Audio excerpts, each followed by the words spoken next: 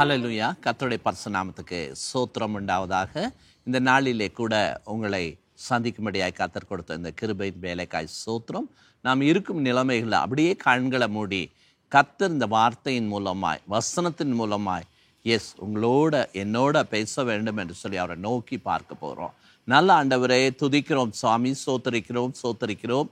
எங்களுக்கு கொடுத்த இந்த கிருபையின் வேலைக்காய் ஸ்தோத்திரம். எத்தனையோ பேருக்கு இல்லாத தயவை எங்களுக்கு கொடுத்திருக்கிறேன், அதற்காக நன்றி. இந்த நாளிலே கூட சுவாமி, இந்த செய்தியை கேட்கிற உம்முடைய பிள்ளைகள் வாழ்க்கையில் உம்முடைய வெளிச்சம் உண்டாக போகிறதற்காய் ஸ்தோத்திரம் சுவாமி. நீர் கொடுத்த இந்த வசனம் இன்னைக்கு இவங்க வாழ்க்கையில் பிரகாசத்தை கொடுக்கிறதற்கு ஸ்தோத்திரம். அடிமை நீர் மறைத்துக்கொள்ளும், வெளிப்படுத்தும். இயேசு கிறிஸ்து மூலம் கேட்கிறோம் நல்ல பிதாவே, ஆமேன். கர்த்தர் நல்லவர், அவருடைய கிருபை என்றென்றும் உள்ளது. இந்த நாளிலே கர்த்தர் கொடுத்த செய்தியின் தலைப்பு லைட், விளக்கு. விளக்கு என்ன பண்ணும்? வெளிச்சம் கொடுக்கும். இன்னைக்கு நம்முடைய வாழ்க்கையில், நம்முடைய குடும்பத்தில், நம் கையிட்டு செய்கிற சகல காரியத்தில் கர்த்தர் வெளிச்சத்தை கொடுக்க போகிறேன்னு சொல்லுகிறார். 2 சாமுவேலின் புஸ்தகம் 22ஆம் அதிகாரம் வசனம் 29, 30ஆம் வசனம். கர்த்தராகிய தேவரீர் என் விளக்காயிருக்கிறார். கர்த்தராகிய தேவரீர் என் விளக்காயிருக்கிறார்.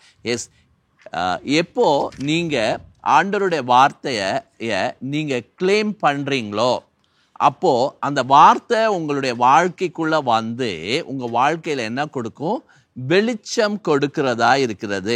சங்கீதம் 18 பார்க்கும்போது 18ஆம் அதிகாரத்துலேயும் இதே வசனம் என்னாகும்? திருப்பி அந்த இடத்துல சொல்லப்பட்டிருக்கோம். சங்கீதம் 18 நீங்கள் 28, 29 பார்த்தீங்கன்னா இதே சேம் வேர்ட் ஆஃப் காட் அந்த இடத்துல ரிப்பீட் ஆகிருக்கு. தேவன் என் விளக்கு. அருமையான என் தேவ ஜனமே, இந்த நாளிலே கர்த்தர் சொல்கிறாங்க, நீ என்னுடைய வார்த்தையை விசுவாசித்தா, என் வார்த்தையை நீ நம்பினா, என்னுடைய வசனத்தை நீ உன்னுடைய வாயிலிருந்து உச்சரிக்கும் போது நிச்சயமாய் உன் வாழ்க்கை பிரகாசமாகும் என்று கர்த்தர் சொல்கிறாங்க. எங்கள் அம்மா ஜெபம் பண்ணுவாங்க, என் அப்பா ஜெபம்னா, என் பாட்டி ஜெபம் பண்ணுவாங்க.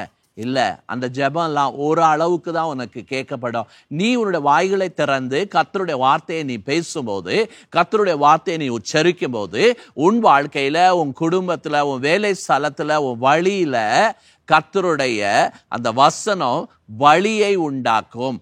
அடைக்கப்பட்ட காரியங்கள் எல்லாம் அகன்று போகும். முதலாவது அது வெளிச்சம் கொடுக்கும், அடுத்து பாதையை உருவாக்குகிறதா இருக்கிறது. தேவன் ஒளியாய் இருக்கிறார். முதலில் தேவன் வெளிச்சம் உண்டாக கடவுதுன்னு சொன்னார் பூமியில். ஏன்னா வெளிச்சம் இல்லை, இருள் இருந்தது பூமியில். ஒரே ஒரு வார்த்தை தான் சொன்னார். சொன்ன உடனே என்ன வந்துச்சு? உலகம் முழுவதும் வெளிச்சம் வந்தது.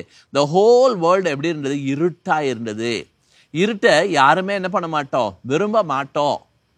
கர்த்தர் இன்னைக்கு கூட நம்முடைய வாழ்க்கையில், நம்ம குடும்பத்தில், நம்ம பிள்ளைகளிடத்தில், நம் கை பிரயாசத்தில், சரீரத்தில் ஏதோ ஒரு சிக்னஸ் அப்படின்ற ஒரு சூழ்நிலை, உங்கள் வெல்த்தில் எங்கெல்லாம் இருள் இருக்கிறதோ அதை நீங்கள் ஆண்டவர் கொடுத்த வசனத்தை வைத்து நீங்கள் பேசும்போது வசனம் இறங்கி உங்கள் வாழ்க்கையில் இருக்க வெறுமைகள் மாறி போகும் என்று சொல்லி கர்த்தர் இந்த வார்த்தையின் மூலமாய் நமக்கு கற்றுக் கொடுக்கிறவராக இருக்கா. உலகம் முழுதும் இருளாக இருக்கும்போது தேவன் வெளிச்சம் உண்டாக கடவுது என்று சொன்னார். வெளிச்சம் உண்டாயிற்று. என்னாகும் புத்தகத்தில் பார்க்கும்போது ஒரு நட்சத்திரம் உதிக்கும் என்று சொன்னார். சொன்ன உடனே நட்சத்திரம் வந்தது. நட்சத்திரம் என்ன பண்ணுச்சு? ஒளி கொடுத்துச்சு. அடுத்து வழி காட்டுச்சு. இயேசுவை நீங்கள் ரட்சகராக ஏற்றுக்கொள்ளும் போது உங்கள் வாழ்க்கையில் ஃபஸ்ட்டு வருகிறது வெளிச்சம் வரும். அடுத்தது நீங்கள் மற்றவங்களுக்கு வழி காட்டுகிறவர்களாக இருப்பீங்க. இந்த கண் தெரியாதவங்க அந்த ஸ்டிக் வச்சு நடந்து போவாங்க, கரெக்டாக போயிடுவாங்க. அதுபோல் இயேசு கிறிஸ்து வார்த்தை உங்களுக்குள்ளே வரும்போது நீங்களும் இடற மாட்டீங்க. மற்றவர்கள் இடறுகிற ஜனத்துக்கு நீங்கள் வழிகாட்டியாக இருக்கும்படி ஆண்டவரோட வார்த்தை இருக்கு. எல்லா மனுஷரையும் பிசாசு என்ன பண்ணுறா? ஏதாவது ஒரு காரியத்தை கொடுத்து அடிமைத்தனம் பண்ணி வைத்திருக்கிறா. அந்த அடிமைத்தனத்தின் நுகத்தை கர்த்தர் முறிக்கும்படி தான் வெளிச்சத்தை கொடுத்தாரு. அந்த பாவத்திலிருந்து அவர்கள் அந்த இருள்ல இருந்து ஜனங்களுக்கு ஆண்டவர் வெளிச்சத்தை கொடுத்து மரண இருள் தேசத்துல குடி இருக்காதபடி வெளிச்சத்தை ஆண்டவர் கொடுத்தாரு. இன்னைக்கு கூட கர்த்தர் சொல்றாரு, என்னென்ன காரியங்கள் உங்களுக்கு விரோதமா, உங்க குடும்பத்துக்கு விரோதமா, அவங்க பிள்ளைகளுக்கு விரோதமா இயங்குச்சோ அதை கர்த்தர் என்ன பண்ணுவாரா, மாற்றி போடுவார். கர்த்தர் சொன்னதுல செய்து முடிக்கிற வரைக்கும் கை விடுற ஒரு தேவனே இல்லை. அதனால ஆண்டவருடைய வார்த்தையில என்ன இருக்கு, வல்லமை இருக்கு. ஆண்டவருடைய வேர்ட் ஆஃப் காட்ல என்ன இருக்கு, பவர் இருக்கு. எஸ், ஒரு ஹை வோல்டேஜ் இருக்கிற ஒரு சுவிட்ச் பாக்ஸில் கை வச்சோன்னா என்ன அடிக்கும், ஷாக் அடிக்கும். அதே தாங்க ஆண்டவரோட வார்த்தையில் அந்த அளவுக்கு பவர் இருக்கு. நீங்கள் அதை விசுவாசித்து வாசிக்கும் போது, அதை தியானிக்கும் போது, அதை உச்சரிக்கும் போது உங்கள் வாழ்க்கையில் வல்லமைகளை நீங்கள் என்ன பண்ணுவீங்க, காண்பீர்கள் என்று சொல்லி கர்த்தர் சொல்றாரு. பழைய ஏற்பாட்டில் விளக்கு ஆசாரியனுடைய கூடாரத்தில் எரிந்து கொண்டே இருந்துச்சு. தேவனுடைய விளக்கு அந்த பலிபீடத்தை என்ன பண்ணுச்சு, எஸ், தகனிச்சிச்சு. அக்கினி அந்த இடத்துல எரிந்து கொண்டே இருந்துச்சு. ஆசாரியர்கள் என்ன செய்வார்களா, அந்த அக்கினி அணைந்து போகாதபடி இரவும் பகலையும் அதை காப்பாங்களா. அந்த அக்கினியை அவங்க என்ன பண்ணுவாங்களா, அனல் மூட்டி எழுப்பி விடுவாங்களா. எஸ், உங்களுக்குள்ள இருக்கிற அந்த அபிஷேகத்தை நீங்க என்ன பண்ணணும், அனல் மூட்டி எழுப்பணும். எஸ், விசுவாசிக்கிற பிள்ளைகளோட இணைந்து இணைந்து நீங்க ஜெபிக்கும் போது உங்களுக்குள்ள இருக்கிற அக்கினி அணைந்து போகாதபடி அது என்ன ஆகும், அனல் மூட்டப்பட்டு மீண்டும் உங்களை ஆண்டவர் என்ன பண்ணுவாரு, பிரகாசமாக்குவார். முதல்ல அது உங்களுக்கு வெளிச்சத்தை கொடுக்கும், அடுத்து அது மற்றவர்களையும் வெளிச்சத்துல நடத்தும். அதற்காக தான் ஆண்டவர் அந்த வெளிச்சத்தை கொடுத்தாரு. ஸோ ஆண்டவருடைய அபிஷேகம் வரும்போது நுகங்களை கர்த்தர் என்ன பண்றாரு, மாற்றி போடுகிற ஒரு தேவனா இருக்கிறார். ஆண்டவருடைய வெளிச்சம் வரும்போது சூழ்நிலைகளை ஆண்டவர் என்ன பண்றாரு, மாற்றுகிற ஒரு தேவனா இருக்கிறார். ஆண்டவருடைய விளக்கு எல்லாருக்கும் வெளிச்சம் கொடுத்தது போல ஃப்ளாரன்ஸ் நைட்டிங்கேல் அப்படின்ற பெண்மணி என்ன பண்ணாங்களா, இரவுல விளக்கை ஏந்தி கொண்டு போய் அடிபட்டிருக்க சோல்ஜருக்கு அவங்க என்ன பண்ணுவாங்களா, உதவி செய்வாங்களா. எஸ், அடிபட்டு குத்துயிரா கிடப்பாங்களா, அவங்களுக்கு இரவுல போய் அவங்களுடைய எஸ் என்னென்ன மெடிசன்ஸ் அவங்களுக்கு அப்ளை பண்ணோம் எல்லாம் பண்ணி அந்த விளக்கை கையில் ஏந்தி கொண்டு போய் அவங்க அவர்களுக்கு ஒத்தாசையாக இருந்தாங்களா. எஸ், நீங்கள் விளக்காய் இருக்கும்போது உடைக்கப்பட்ட ஜனத்துக்கு எஸ் நீங்கள் ஊன்றி கட்டும்படி கர்த்தர் உங்களுக்கு வார்த்தையும் கொடுப்பாரு. அதே நேரத்தில் அவங்க கர்த்தரை நோக்கி கூப்பிடுவாங்க, அவங்க வாழ்க்கையில் வெளிச்சம் வரும். ஆண்டவர் நம்மை உண்டாக்குனதுக்கு ஒரே ஒரு ரீசன் தான், சகல ஜனத்துக்கு நம்ம எப்படி இருக்கணும், பிரகாசிக்கிற விளக்கா இருக்கணும். ஆண்டவர் நமக்குள்ள வரும்போது நாம் பிரகாசிப்போம். ஏன்னா பழைய சுபாவங்கள் நம்முடைய வாழ்க்கையிலேருந்து அகன்று போகிறதா இருக்கிறது. ஸோ அவருடைய அந்த பிரகாசம் நம்ம வாழ்க்கையில் வரும்போது சூழ்நிலை மாற்றும். முதலாவது அவர் என்ன பண்ணுவார், எரிச்சலை எடுத்து போடுவார். அடுத்து கோபம், பகை, வெறுப்பு, புறங்கூறுதல், இச்சை, இந்த இப்படிப்பட்ட எல்லா பாவங்களையும் அவர் என்ன பண்ணுவாரா, அகற்றி. இது உள்ள இருந்தா அது என்ன பண்ணும், நம்மளை அழுக்காக்கிட்டே இருக்கும். அதை அப்புறப்படுத்துகிற ஒரு தேவனா இருக்கா. எஸ், அவர் உள்ள வரும்போது பழையவைகள் எல்லாம் மாறி போகிறதா இருக்கிறது. அந்த விளக்கு நல்லா எரியணும்னா அந்த விளக்கை என்ன பண்ணுவாங்க, சுத்தப்படுத்துவாங்க. ஒரு விளக்குக்கு மிகவும் முக்கியமானது 3 காரியம். முதலாவது பாத்திரம் இருக்கணும். எஸ், ரெண்டாவது அதுக்குள்ள என்ன இருக்கணும், எண்ணெய் இருக்கணும். மூணாவது திரி. எஸ், ஆண்டவர் சொல்றாரு, பாத்திரம் நீதான்ப்பா, அந்த எண்ணெய் பரிசுத்த ஆவியானவர், எஸ் அந்த திரி வார்த்தை. இது 3 ஒரு மனுஷனோட வாழ்க்கையில இருந்தா அவன் எரிந்து பிரகாசிக்கிற விளக்காய் இருப்பான். அவனுடைய வாழ்க்கையில வெளிச்சம், மற்றவர்களுக்கும் அவங்க என்ன பண்ணுவாங்களா, இயேசுவை பிரதிபலிக்கிறவர்களாய் இருப்பாங்க. நாம் எல்லா வேளையிலும் அவரை மட்டும்தான் பார்க்கணும். எஸ், அந்த விளக்கு சரியா எரியணும் அப்படின்னாக்க அந்த திரியை அப்படியே விட்டா பத்தாது, அதை என்ன பண்ணுவாங்க, ட்ரிம் பண்ணுவாங்க. அப்படிதான் கர்த்தர் நம்முடைய வாழ்க்கையில கூட வேண்டாத சில காரியங்களை என்ன பண்ணுவார், ட்ரிம் பண்ணுவார். விட்டு கொடுக்கணும், நல்லது, ஆண்டவர் என்னை கண்டிக்கிறது நல்லது, என்னை ஆண்டவர் உணர்த்துகிறது நல்லது. அவைகளை விட்டு விடும்போது, தன் பாவங்களை அறிக்கை செய்து விட்டு விடுகிறவனுக்கு இரக்கம். இல்ல இது கொஞ்சம் ஓரமா நான் வச்சுக்குவேன், நான் ஊழியத்துக்கும் போய்க்குவேன், இதையும் கொஞ்சம் வச்சுக்குவேன், நம்முடைய ஊழியம் விரிவாக்கம் வரவே வராது, முடக்கப்படும். அடுத்து அந்த ஊழியம் சும்மா எண்ணெய் இல்லாத விளக்கு மாதிரி அணைஞ்சு அணைஞ்சு அணைஞ்சு எரியும். அவனுக்கும் சந்தோஷம் இருக்காது, இவன் போய் விதைக்கிற இடத்துலையும் சந்தோஷம் கிடைக்காது. ஏன்னா அந்த இடத்துல பரிசுத்த ஆவியானவர் கிரியை செய்கிறதே இல்லை. விட வேண்டியதை நம்ம விட்டு விடணும். அந்த வசனம், ஆண்டவருடைய வசனம் நம்ம வாழ்க்கைக்குள்ள வரும்போது நீ எழும்பி பிரகாசிப்பாய் என்று சொல்லி கர்த்தர் சொல்கிறார். ஸோ அந்த பிரகாசம் வரும்போது அந்த இடத்துல ஆண்டவர் ஒரு அற்புதம் செய்கிறாரு. பிசாசினுடைய தந்திர ஆவிகளை, பெல்லி சூனியத்தை, மரண கட்டுகளை கர்த்தர் அறுத்து போடுகிறவராயிருக்கார். ஆவியானவர் வரும்போது அந்த இடத்துல எல்லா பிரச்சனையும் ஓடி போகும் என்று சொல்லி கர்த்தர் சொல்றாரு. சங்கீதம் 18:29 பார்க்கும்போது, வெளிச்சம் வந்த உடனே அந்த இடத்துல இருளுக்கு என்ன இல்லை, பங்கு இல்லவே இல்லை. சொல்றாரு, நீ ஒரு சேனைக்குள்ள பாய்ந்து போவாய், என் தேவனால மதிலை தாண்டுவா. அந்த பிரச்சனை ஒருவேளை ஒரு பெரிய மதில் மாதிரி இருக்கும். ஐயோ என்னால தாண்டவே முடியாது, இந்த பிரச்சனை தான் என் வாழ்க்கை ஃபுல்லா. இல்லை, அந்த பிரச்சனையை பார்த்து நீங்க பேசணும். இயேசு நாமத்தினால என்னை விட்டு நீ அகன்று போ. நீங்க சொல்லும் போது அது உங்களை விட்டு ஓடி போவான். அந்த சத்துரு உங்களை விட்டு ஓடி போவான். அவன் கொல்லவும் அழிக்கவும் தான் வரான். ஆண்டவர் வார்த்தை கொடுத்தது உங்களை விடுவிக்க தான் வார்த்தை கொடுத்தாரு. நீங்க ஆண்டவரோட வார்த்தையை பேசும்போது வசனம் இறங்கி அந்த இடத்துல ஒரு பெரிய கிருபையை கொடுக்கும். 2 சாமுவேலின் புஸ்தகம் 21:11 பார்க்கும்போது, பெலிஸ்தியரோடு யுத்தத்துக்கு போகிறார் தாவீது. அந்த இடத்துல பார்க்கும்போது அபிசாய் வந்து பெலிஸ்தியரை வெட்டி கொன்று போட்டு, தாவீதின் விளக்கு அணைந்து போகாதபடி இனிமேல் நீங்க யுத்தத்துக்கு வர வேணாம் ராஜா அப்படின்னு சொல்லி அவரை பத்திரமாய் காத்து கொள்றாங்க. ஏனென்றால் அவர்களுக்கு ஒரு அரசன் வேணும் நாங்களை நடத்துவதற்கு என்று சொல்லி அவர் சொல்றாங்க. அவர் காக்கிற ஒரு தேவனாய் இருக்கிறார். கணவன் ஒரு விளக்காய் இருக்கிறாரு. இதை கவனமாய் பார்க்க வேண்டும். நீதிமொழிகள், அவர் உயிரோடு இருக்கும் நாளெல்லாம் தீமையை அல்ல நன்மையே தேடுகிறான். ஒரு ரட்சிக்கப்பட்ட ஒரு புருஷனாக இருக்கும்போது அவன் நன்மையை தேடுகிறவனாக இருக்கிறான். அது மாத்திரம் இல்லை, அவன் எல்லா சூழ்நிலையிலும் கர்த்தரை பிரதிபலிக்கிறவர்களாக இருக்கிறாங்க.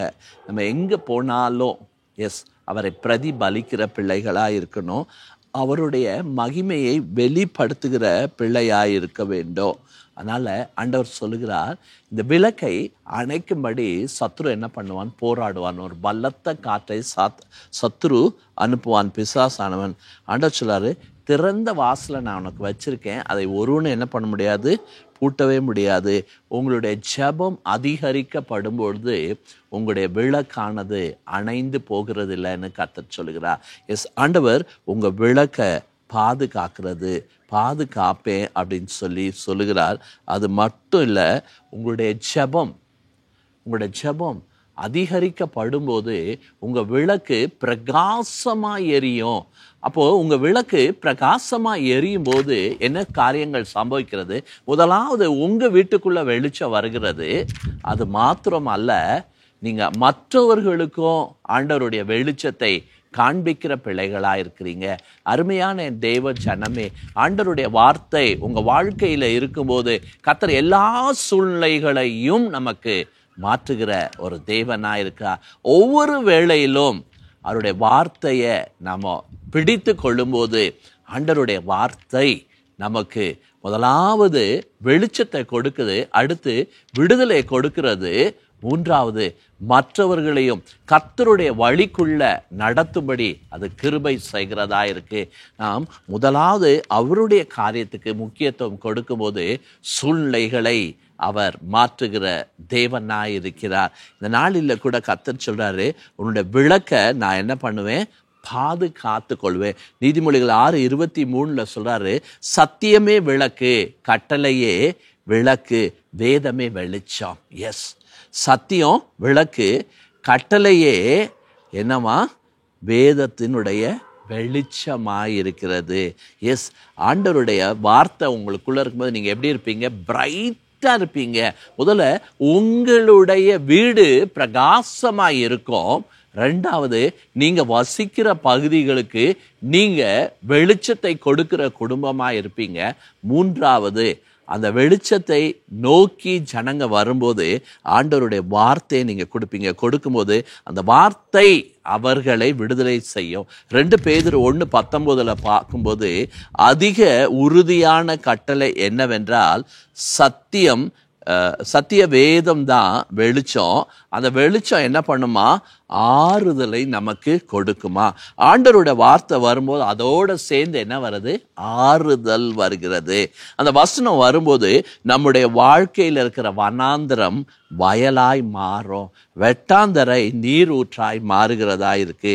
ஆவிக்குரிய வளர்ச்சியை கர்த்தர் நமக்கு கொடுத்து நமக்கு எல்லா சூழ்நிலையும் அவர் மாற்றுகிறவராக இருக்க. அப்படி மாறணும் அப்படின்னா நம்ம என்ன பண்ணணும்? ஆண்டவருடைய வார்த்தையை வாசிக்கணும், வேதத்தை வாசிக்கணும், தியானிக்கணும், அதன்படி செய்யணும். அப்பொழுது வெளிச்சம் உங்களுடைய வாழ்க்கையிலே வரும். அந்த வெளிச்சம் வரும்போது நீங்க அநேக ஆயிரங்களுக்கு பிரயோஜனப்படும்படி கர்த்தர் உங்களோட இருந்து, உங்க குடும்பத்துல இருந்து, உங்களோட வேலையில இருந்து, எஸ், ஒவ்வொரு இடத்திலும் உங்களை கர்த்தர் பிரகாசிக்க பண்ணுவேன் என்று சொல்லுகிறார். ஆண்டவருடைய வார்த்தைக்குள்ள உங்களை மறைத்து கொள்ளுங்க. வார்த்தை தாங்க விளக்கு. அந்த விளக்கு உங்க வாழ்க்கையில இருக்கும்போது ஆண்டவர் ஒவ்வொரு நாளும் பரிசுத்த ஆவியானவர் உங்களுக்குள்ள இறங்கி வருவார். எஸ், ஹோலி ஸ்பிரிட் வரும்போது உங்களோட விளக்கு வெறுமை ஆகிறது இல்லை. அந்த எண்ணெய் உங்க விளக்குல எப்பவுமே ஃபுல்லா இருக்கும். வசனம் உங்களுக்குள்ள இருக்கும்போது உங்களுடைய திரி பிரகாசத்தை கொடுக்கும். எஸ், இந்த நாளிலே உங்களை கொண்டு கர்த்தர் பலமான காரியம் செய்வேன் என்று சொல்றார். எஸ், பலகீனங்கள் வரும்போது ஆண்டவருடைய வார்த்தையை புசிங்க. அந்த ஆண்டவருடைய வார்த்தையை நீங்க புசிக்கும் போது வார்த்தை உள்ள போய் உங்களை பலப்படுத்தி எல்லா கண்களுக்கு முன்னாடி கர்த்தர் உங்களை மகிமைப்படுத்தா. அவருடைய ஜனத்தை அவர் ஒரு பொழுதும் என்ன பண்ண மாட்டார்? வெக்கப்பட விடுவதே இல்லை. அருமையான என் தேவ ஜனமே, தேவனுடைய வார்த்தையை நோக்கி ஓடுங்க. அந்த வார்த்தைக்காக காத்துருங்க. அந்த வார்த்தையை தியானிங்க. ஆண்டவருடைய வார்த்தையை நீங்க தியானிக்கும் போது தேவனுடைய வார்த்தை பலமான காரியத்தை உங்க வாழ்க்கையில அது செய்து முடிக்கிறதா இருக்கு. ஸோ ஒவ்வொரு வேளையும் ஒவ்வொரு நிமிடமும் ஆண்டவருடைய வார்த்தைக்கு நம்ம ப்ரையாரிட்டி கொடுக்கும்போது கர்த்தர் நம்முடைய காரியத்துக்கு முக்கியத்துவம் கொடுத்து நம்ம நினைக்கிறதுக்கு முன்னாடி காரியத்தை ஆண்டவர் வாய்க்க செய்கிற தேவனா இருக்கா. கர்த்தர் இந்த நாளிலே இந்த வசனத்தை ஆசீர்வதிப்பா. இந்த வார்த்தையை கேட்ட உங்க வாழ்க்கையில ஆண்டவர் விளக்காய் இருந்து வெளிச்சத்தை கொடுத்து அநேகர் எஸ் அவருடைய வழிக்குள்ள வரும்படி, அவருடைய மந்தைக்குள்ள சேரும்படி கர்த்தர் உங்களை ஒரு விளக்காய் மாற்றுகிறவராயிருக்கா. அப்படியே கண்களை மூடி கர்த்தரை நம்ம நோக்கி பார்ப்போம். நல்ல ஆண்டவரே, எங்களுக்கு கொடுத்த இந்த கிருபையின் வேலைக்காய் ஸ்தோத்திரம் சுவாமி. ஆவியானவர் எங்க இருக்கீங்களோ அங்க விடுதலை உண்டு சுவாமி. இந்த நாளில அப்பா உம்முடைய பிரகாசமான அந்த வெளிச்சம் எங்க வாழ்க்கையில கடந்து வந்ததுக்காய் ஸ்தோத்திரம் அப்பா. நீர் ஊற்றின அந்த மகிமை ஆண்டவரே எங்களை பிரகாசிக்க பண்ணுகிறதற்காய் ஸ்தோத்திரம் சுவாமி. ஆண்டவரே, சத்தியத்தை நீங்கள் அறிவீர்கள், சத்தியம் உங்களை விடுவிக்கும் சொன்னீங்க ஆண்டவரே. அந்த சத்திய வசனம் இந்த நாளிலே கர்த்தாவே பிள்ளைகள் வாழ்க்கையில ஆண்டவரே இந்த நாளில இந்த செய்தியை கேட்டுக்கொண்டிருக்க ஒவ்வொருவரோட வாழ்க்கையிலும் ஒரு பெரிய காரியத்தை நீர் ஆண்டவரே உண்டு பண்ணுகிறதற்காய் ஸ்தோத்திரம் அப்பா. எந்த விளக்குகள் எரியாம இருக்கிறதோ அந்த விளக்குகள் இந்த நாளிலே சுத்திகரிக்கப்படுகிறதற்காய் ஸ்தோத்திரம் ஆண்டவரே.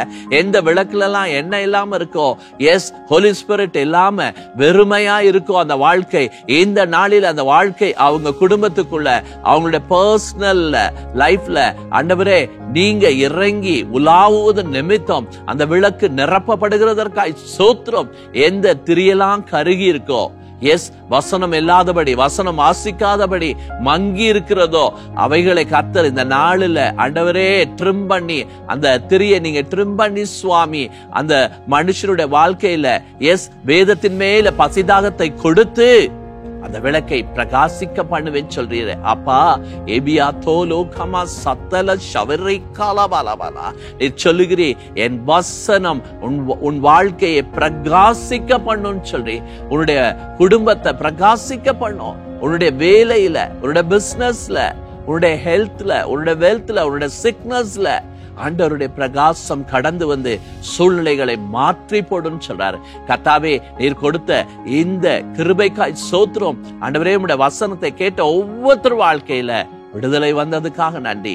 துதிகான மகிமை உமக்கே வைக்கிறோம். மீட்பர் ரட்சகருமாய் இருக்கிற கிறிஸ்து இயேசுவின் மூலம் கேட்கிறோம் நல்ல பிதாவே, ஆமேன்.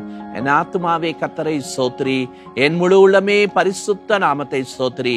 என் ஆத்துமாவே கர்த்தரை ஸ்தோத்திரி, கர்த்தர் செய்த சகல உபகாரங்களையும் மறவாதே. ஆமேன். God bless you. Praise the Lord.